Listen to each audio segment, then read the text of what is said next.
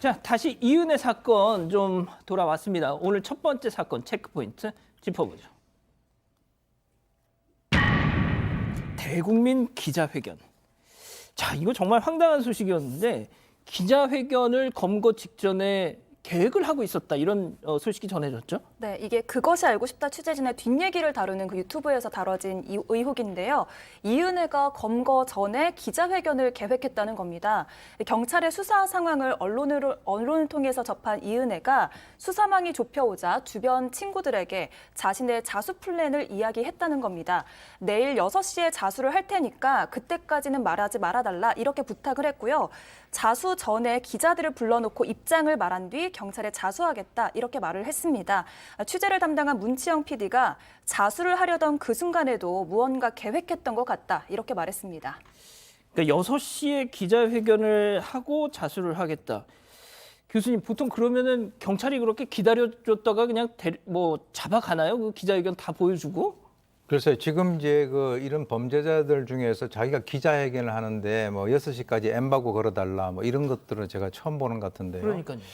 이건 어떻게 보면은 뭐 은혜야 너는 다 계획이 있었구나 이렇게밖에 얘기를 할 수 없는 그런 상황입니다. 아주 특이한 그런 현상인데 그렇다면 왜 이런 현상이 벌어졌을까? 제가 이제 분석하기로는 어렸을 때 언론에 한번 나와서 본인이 뭔가 신데렐라가 뭐 아주 단기적이긴 하지만 그렇게 된 어떤 경험이 있고 그 학습 효과에 의해서 본인이 보험 살인 범죄를 저질렀음에도 불구하고 그 언론에다가 얘기를 해서 자기 보험금을 받아달라고 하는 것을 시도를 하지 않았습니까?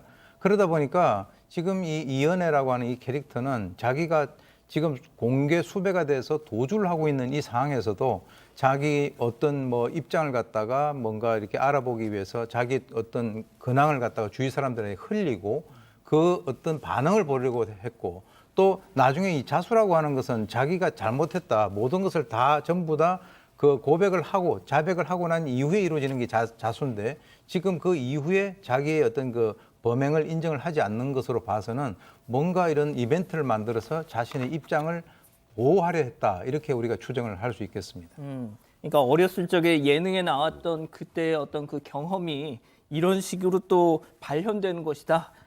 교수님 말씀이 상당히 좀 일리가 있어 보이네요. 자, 그런데 검거 직전에 말이죠, 백 변호사님. 네. 지인과 통화를 하면서 막 엉엉 울었다고도 해요. 저는 그래서 이 기사를 단편적으로 보고 엉엉 울면서 누군가한테 미안하다고 얘기를 했다 그래서 그래도 이은혜가 일말의 죄책감은 있구나. 그래도 피해자 남편에게 미안함은 있었구나라고 했는데 대상이 피해 남편이 아니었습니다. 어허. 누구한테 미안했을까요? 조연수한테 미안해서 울었다고 합니다. 그러니까 일단 조금 전에 기자회견 얘기 운운한 것도 지금 현실 감각이 전혀 없는 거예요. 예. 현실 감각이 전혀 없고 그리고 지금 상황에서 눈물을 흘리는데 그게 조연수 때문이라고 하면 뉘우침은 전혀 없다는 걸 단적으로 보여주는 거죠. 그렇죠. 그러니까 뭔가 범행을 완벽하게 완수하지 못해서 미안하다라는 걸로밖에 들리지 않습니다. 지금 저희가 하고 있는 얘기들이 나중에 이은혜의 재판 과정에서 양형에 불리하게 적용되길 바랍니다. 자, 교수님 저런 거 보면 조연수는 정말 좋아했었나 봐요. 둘이가 아마 여러 가지 어떤 생각이라든가 이런 것들이 일치가 됐으니까 같이 살거나 이렇게 했겠죠. 지금 이제 피해자 그 남편 윤 씨 같은 경우는 실제 결혼하고 난 이후에 이 이은혜랑 같이 산 그 일수가 거의 없어요. 예. 그리고 이제 그 수원 쪽에서 반지하방에서 이제 혼자 살았고 실제로 결혼을 하면서 구입을 했던 인천에 있는 그 아파트에서는 누구랑 같이 살았냐면 조연수랑 같이 살았단 말이죠. 그러니까 이제 법적으로는 남편이 그 피해자 윤 씨이지만 실제적으로는 저는 어떻게 표현을 하는 것이 좀 우리 시청자분들이 이해를 하실 수 있을까? 조연수 같은 경우는 쉽게 얘기해서 기둥서방이고 그리고 이제 피해자인 이 남편 같은 경우는 소위 얘기해서 물주의 어떤 그런 개념을 가지고 있기 때문에 조연수한테는 미안하다라고 눈물을 흘리고 이렇게 했지만은 실제로 그 피해를 당해서 죽음에 이른 바로 남편에 대해서는 전혀 그런 얘기가 없었다라고 하는 것이 바로 이은혜의 심리를 그대로 보여주고 있습니다. 예, 이런 얘기까지 또 전해드려야 되는지는 모르겠습니다만 그 보도가 나와서 말이죠. 이은혜를 둘러싼 과거 어떤 남성들에 대한 언급도 있었더라고요. 그 SBS PD의 얘기입니다. 주장이긴 합니다만 2011년, 2012년 정도의 남편이었던 윤 씨를 만났는데 그 기간 동안에 한 6명 가량 이름이 확인된 것만 6명 가량을 만났다라고 그렇게 주장을 했고요. 심지어 한 3명 정도는 동거도 같이 했었다라고 그렇게 얘기를 하고 있습니다. 근데 문제는 이런 상황을 숨진 윤 씨도 알고 있었던 걸로 보인다라는 겁니다. 아이고. 그러니까 자기 지인과 전화 통화를 하는데 뭔가 좀 아내가 의심스럽다, 수상하다 이런 얘기를 했다라는 겁니다. 그러면 도대체 그런 상황에서 왜 또 이윤 씨는 계속해서 이 이은혜와의 어떤 뭐 결혼 생활을 이어갔던가 그러니까요. 이런 부분이 정말 여러 가지 이해가 잘 안 가는 겁니다. 이 사건이. 예.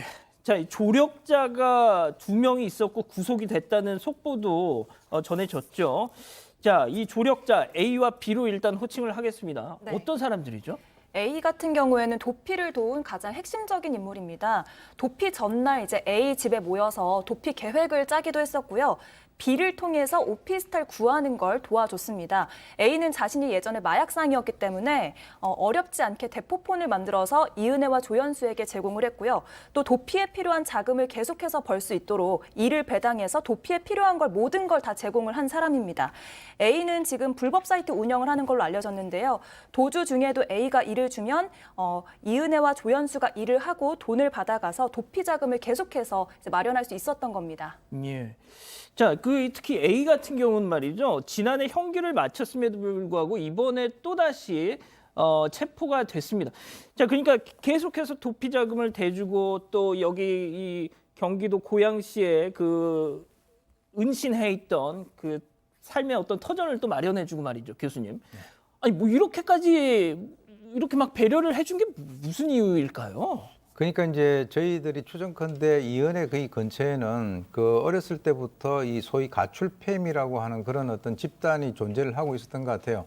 근데 이제 그것이 뭐 정확히 가출팸인지 아닌지 그건 모르겠습니다만은 지금 이제 이번에 경기도 고양시 삼성역 옆에 있는 그 오피스텔에 그걸 갖다가 제공을 한 사람도 그 사람이고 예. 또 이제 이것에 대해서는 뭐 임대인의 동의를 갖다 받지 않은 것으로 나타나 있습니다. 그리고 이제 또 하나는 이 A 씨라고 하는 사람이 이제 이은혜가 항상 결정적으로 고마워하는 그런 존재다.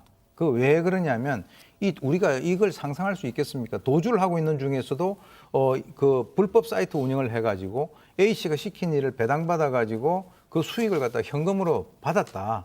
그리고 그 사람 밑에서 일하는 직원들 명의로 대포폰을 개통을 해서 이 도주를 하는데 사용을 했다라고 한다면 이 수사를 좀 더 해봐야 되겠습니다만은 이 사람과의 그 최초에 만난 시기와 그 과정에 있어서의 여러 가지 어떤 범죄 관련성을 우리가 배제할 수 없다라고 하는 그런 점에 좀 주목을 해야 될 것 같습니다.